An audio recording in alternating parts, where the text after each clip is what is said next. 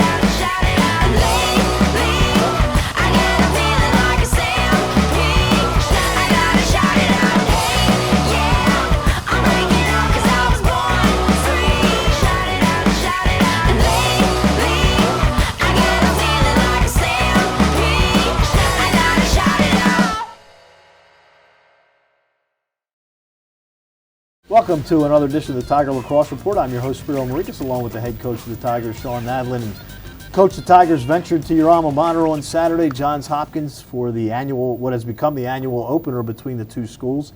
And unfortunately for the Tigers, it didn't go your way. Was the score as indicative of the way the game went? I mean, at one point it was 6-6. At that point, what happens? Yeah, 6-6. We got it to, I think they got it to 7-6. And then we had 3 quick turnovers on offensive possessions. Like our next 3 offensive possessions were quick turnovers off of that. And then they were able to get the 8th goal after that 3rd turnover and just kind of piled in from there. So I think it came down to, a possession battle a little bit. We weren't doing a great job off the Faceoff X and wing play to earn possession there.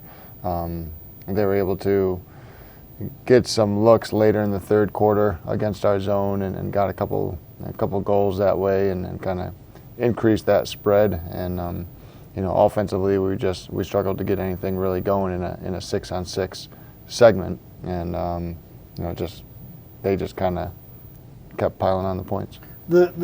The face-offs, there was such a disparity. Was it all on the draw, or was it also because of wing play, or was it a combination of both?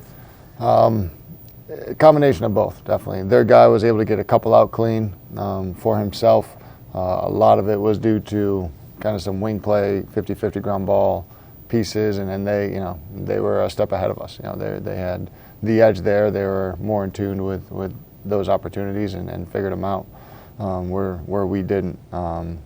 And that was frustrating, definitely. And it was different than kind of in the past where, a guy like Woodall, he would win the face-off and keep it to himself.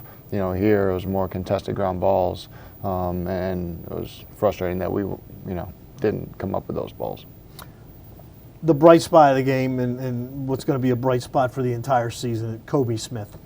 2 goals, 2 assists for one of the best defensive players in the country. Can you explain why he is such an explosive player on both ends of the field?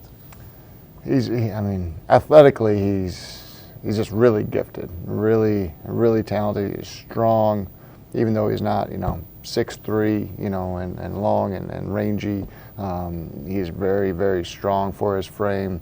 You said explosive, but, physically, he's definitely explosive, where he can get out fast. He's got great speed. He's got great agility and quickness.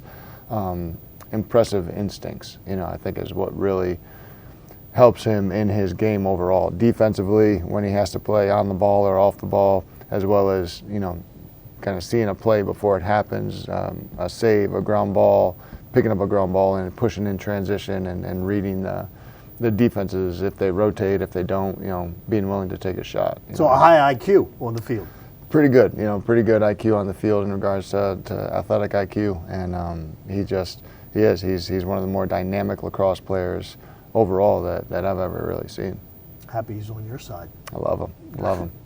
All right, any other bright spots you can take away from the game on Saturday? It can't all be doom and gloom. No, and as tough as it was, especially the way the game unfolded towards the back end of the 3rd quarter into the 4th, looking in retrospect, the attack and kind of the lack of on-field competition that those guys have had. Between Brody, didn't play all fall, didn't play in any of our spring scrimmages, so that was really his first live competition since last spring.